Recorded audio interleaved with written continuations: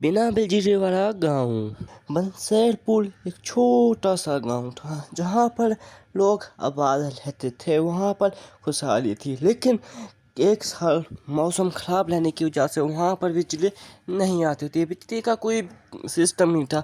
वो सब लोग कुएं का इस्तेमाल करते हैं पानी के लिए। ना उनके पास कोई मोटर चलती, ना उनके पास कोई सरमाया था। बस वो उनके पास बिजली आती ही नहीं थी। ऐसे सारी औरतें कुएं के पास जमा होती हैं एक ही साथ और पानी भर के आपस में गुफ्तगू करती हैं बिजली के बारे में। और फिर वहाँ से कुछ औरतें परेशानी रहती कि बिजली अब क्या करना है, बिजली आएगी नहीं आएगी, क्योंकि पिछले 2 सालों से यहाँ पर बिजली का नाम निशान ही नहीं रहा, जिसकी वजह से काफ़ी परेशानी उठानी पड़ती थी।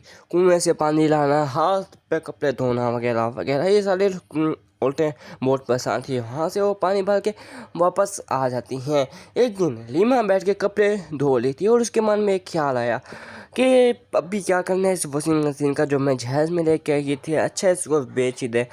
कपड़े धो धोते मेरा हालत ख़राब हो गई है पानी के साथ। तो फिर ऐसे ही एक दिन शीतल, जो कि अपना पंखा चला रही थी, उनके घर पे एक एसी था। उसका एसी भी कोई काम था नहीं था। उसकी सांस कहती एसी बेच दो।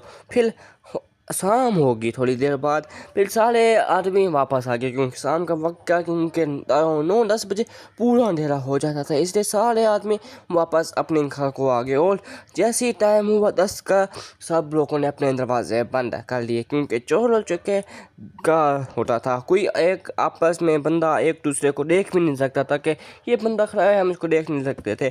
तो इसी तरह नीमा ने गेट बंद किया और मोमबत्ती के सहारे ऊपर छत पे जाके सो गए। जैसे वो सोई, उसकी आंख लगने ही वाली थी कि उसने सुना कि गेट पे कुछ आवाज़ आ रही है, गेट खड़खड़ाने की। उसने अपने पट्टी को उठाया और कहा कि गेट पे कोई है, जाके देखो कौन है। लेकिन वो पट्टी जैसे उसको जाने लगा तो दूसरे हमसाये कहने लगा, अरे भाई दरवाज़ा मत खोलना, क्या पता यहाँ पर कोई चोर हो। तो ऐसे ही कहा गया कि पहले रामू ने दरवाज़ा नहीं खोला।